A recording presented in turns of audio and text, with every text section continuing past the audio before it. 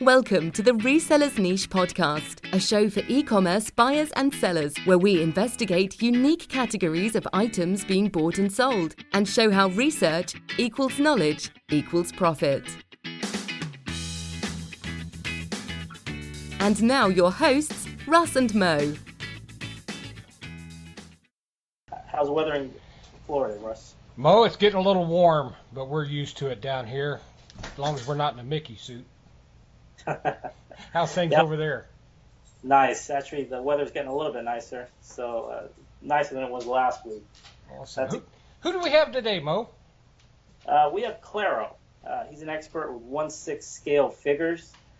So I'm going to hand it off to Claro. And so, Claro, how long have you been collecting 1/6 scale figures? Well, I've been collecting 1/6 scale figures since about 2005. And how I got into collecting 1/6 scale figures is that I'm an amateur comic book artist. I draw and write my own comic books just for my own enjoyment as a hobby.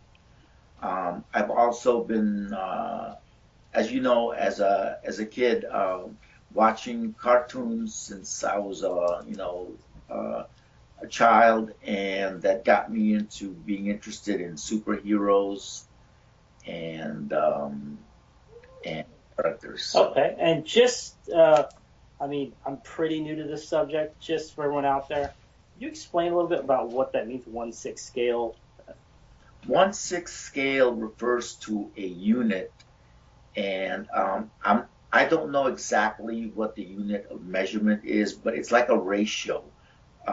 Meaning a ratio of 1 to 6. So like I get it. So like comparing like the size of a person to the size of a doll, basically. Exactly. Got it. Exactly. Okay. And there are very many types of genres of 1/6 scale figures.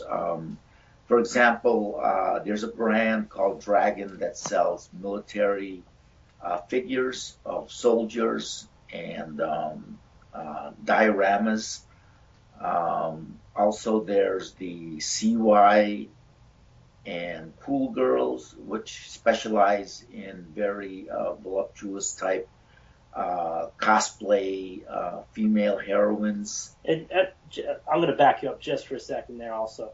So when I get these brands, I've heard of the brands. So could you give us an example of like, I think you said Hot Toys there. What type, just so people can envision this, what type of toy is that? Is that like what action figure character is that? Well, a lot of the characters are female heroines. Kind of like comic book characters? Comic book characters. Gotcha. In tight-fitting leather type outfits. Kind of like if you remember the old TV series The Avengers with Patrick McNee and Diana Rigg, Mrs. Peel, that type of female heroine. Gotcha. But it's like, from what I've seen, it's everything from something that far back to, I don't know, Iron Man and Spider-Man, that kind of stuff as well, and everything in between, right? Yes, exactly. Okay. And then I was going to ask, is this stuff, when you talk about comic books and you talk about toys, and you have like your regular, I don't know what you call them, regular toys in it, like Walmart, like you have regular Spider-Man. This is slightly different from that, right? It's very different. That these are highly collectible and highly specialized figures. The figures are much higher in quality, and the articulation of the joints is very realistic, and also the amount of detail and paint work that goes into each figure is painstaking. So it sounds to me like it's kind of like more of a customizable figure. Exactly. Okay. And then I guess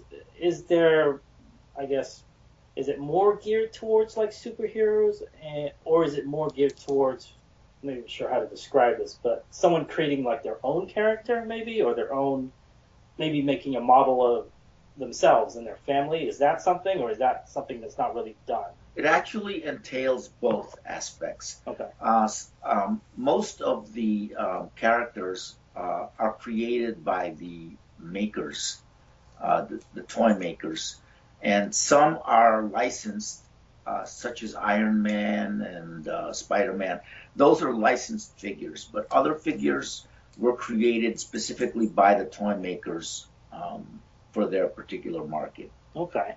And then, because I did a little bit of research before this, and I was looking at Hot Toys, the main company that stands out in my mind. And I was comparing, looking at a Walmart, you see like a Spider-Man figure there, maybe it goes for like 20 to 50 bucks. These Hot Toys figures were going between, I don't know, between like 150 and some upwards of $500-$600. And they seemed like they were extremely personal, maybe not personalized, but the detail was really, it's like basically a sculpture out of plastic that I could see. Yes, exactly. The detail is much more realistic than your average type figure that you can purchase at Walmart or any of these other major retailers. And unfortunately, they can only be bought online through specialized retail. Okay. So I just wanted, because I know nothing about this, and this is the great part about this show is I don't have to be the expert, and so Mo, you kind of said these are not your mass-produced or your mass-marketed items. These are special. And Charles, you're saying that you can't find them as a rule, or you've got to buy them online. Do you find them out in the public, though? The people don't? Yes. Okay. Sorry to interrupt you. No. Yes, you can find them in the public through Comic-Con conventions and toy trade shows. Okay. And then you said you could only get them online. Is this, are these U.S. toys, or are they like out of Japan, out of Hong Kong, or? Actually, they're from a major toy manufacturer in Hong Kong. Okay. And then, so I'm guessing, do they get, because I know, for example, a lot of like the 80s TV shows, they weren't actually U.S. companies, but they got licensed by like Mattel and things like that. So is that the type of thing that happens? Like, so Hot Toys goes to Marvel, Marvel licenses it, and then they make a toy for? Is that the way it works, or? Exactly. Okay. The Hot Toys manufacturer first needs to obtain a license from Marvel Comics in order to mass produce the character. Got it. And then you also said these are are they limited edition? Like, I've seen stuff, they have like little numbers on them, like it's, they've only made 5,000 of these things. And yes, that is correct. There are only a limited number of these figures produced. And for that reason, these figures are highly collectible and highly valuable. Once they are out of production, that's it pretty much. Do they ever remake them? Because I know like Mattel, for example, they'll remake stuff from like the 80s. I have not, I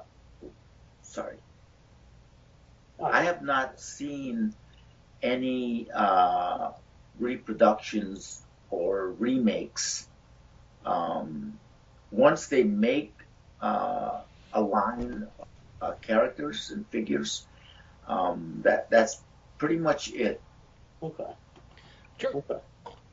Let me ask you about the buyers of these items. I'm guessing that the buyers of these specific 1/6 scale, they're pretty educated buyers. Is that correct?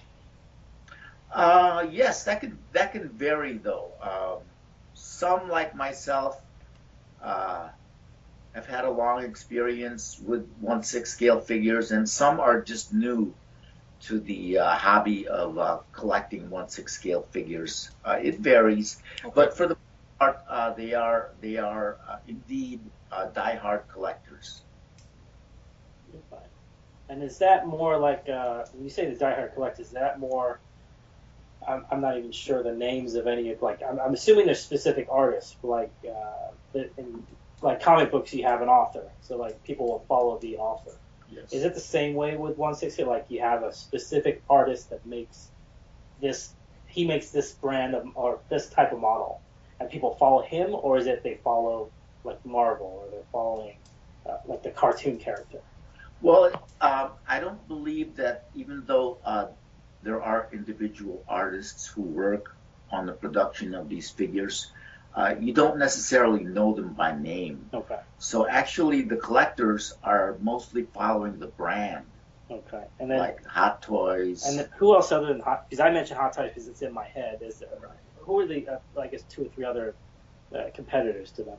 Well, there are Hot Toys, as you mentioned, and there's Takara, which specializes in female heroines. There's CY Girls. There's Fool Girl. Okay. There's the Dragon brand, which specializes in military figures. There is Otaku, which specializes in the kind of resin type figure. And are these all? I mean, it sounds to me like there's quite a few Japanese or Asian companies in there. Are there any American-based companies, or is it the? No, not that I know of. That there may be, but from what I've seen, from my experience, the major retailers and producers of these figures come from Asia. But in terms of people buying, that's kind of worldwide. And there's a huge, I guess, U.S. market for this, I'm guessing, right? Oh, yes, indeed. Okay. Worldwide. And then I'm guessing, like, with, like, regular action, I used to collect a lot of action, like, regular action figures. They come with things, like vehicles, accessories, that kind of stuff. Is that a big market, too? Yes, that can be for collectors who like to create dioramas. Okay. I myself had gotten into that hobby of creating my own scenery, although that can get expensive because, as you know, 1/6 scale is fairly large. Yeah. And if you could just, when you said diorama and when you said, your scenery, like you're literally like taking 1 or 2 figures and you're creating like a building and a car, or is it more like, how would you? Exactly. Yeah. Exactly. You're creating a scenery. You're trying to reproduce a realistic type scenery where you have a background of a cityscape Okay. or a landscape. Maybe, for example, with a Dragon brand of military figures, you'll have a soldier in a jungle, or So Dragon is more like military. That's their genre. Exactly. Okay. Yes. There are also other types of 1/6 scale figures. For example, westerns, where they have cowboy figures, Oh, nice. Native American figures, that type of action figure. Let me ask you about those Western. Would that be like known Western characters, say like some of the actors in the past or some of the historical people in the past, or is it just a line of Western characters? Yes, in terms of actors, not necessarily actors, but more the historical figures in the West. So they're like licensed, like John Wayne. Would they have somebody like that, or would it be? I have not come across one, but there may be a John Wayne figure. But in terms of historical, usually Bronco Billy, Billy the Kid, those Okay. type of historical Gotcha. figures. Gotcha. And would that be the same for the Native American? Would it be more historical, or is it just like a line? More historical, and also their own line of characters. Okay. Okay. And then as far as the big push in the last 10 years for like comic book conventions, is there a similar thing for buyers and sellers of? Do they have conventions? Do they have their own groups that people kind of showcase their stuff?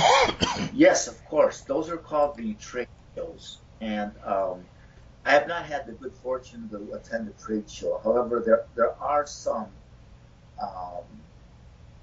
that have been held.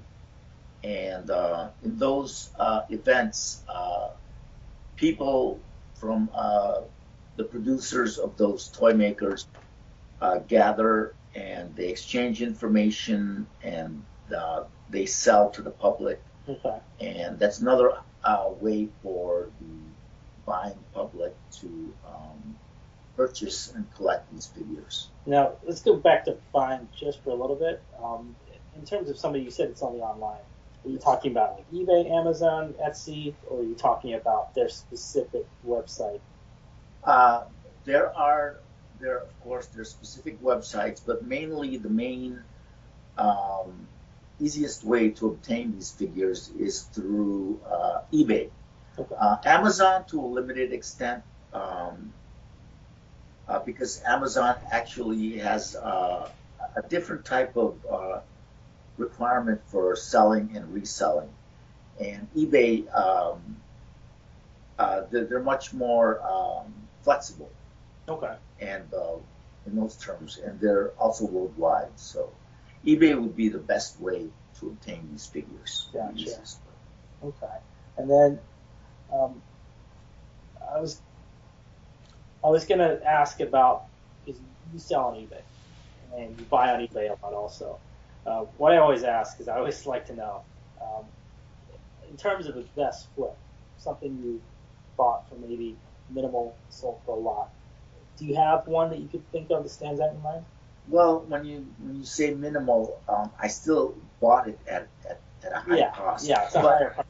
I did make, but I did make a profit. Albeit a modest profit.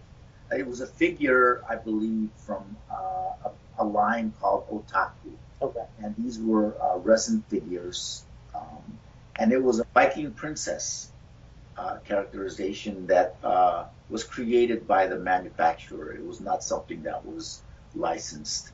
Okay. And I kind of was sorry to part with it because it was a highly collectible item. Got it. It was the only one of its kind when I had purchased it, and I haven't not seen one since that time. Okay. And you know what? There's so much in here. I'm thinking about 50 other questions. We're going to have you come back in. Absolutely. Yeah. Because I want to know what to ask. So I've got one more question. This is kind of our sum up. Our motto for our show is research, knowledge, profit. So just for someone to begin wrapping their brain around this genre, is there maybe one place to research or one thing to look into that you'd recommend just for someone saying, you know what, that's interesting. How do I get started? Well, my recommendation, even though I'm no expert on Comic-Con conventions, is probably to attend a Comic-Con convention or even a trade show, and that way you can view these toys, these figures, firsthand. Also, you can do a Wikipedia search or Google it online, and that'll probably be the best, easiest way to find out about these figures. Sounds great. And I really want to thank you for sitting with us. Thank you. It's my pleasure. Oh, it was our pleasure. Awesome.